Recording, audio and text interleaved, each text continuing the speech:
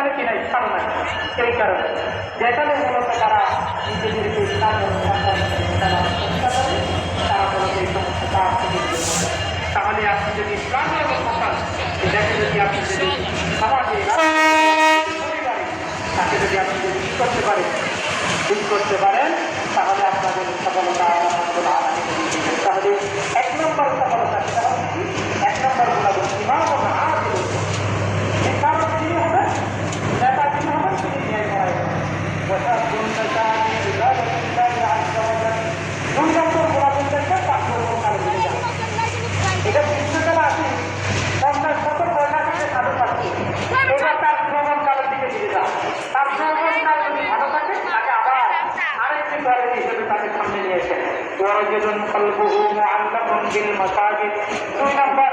দুই নম্বর পেয়ে গেলেন।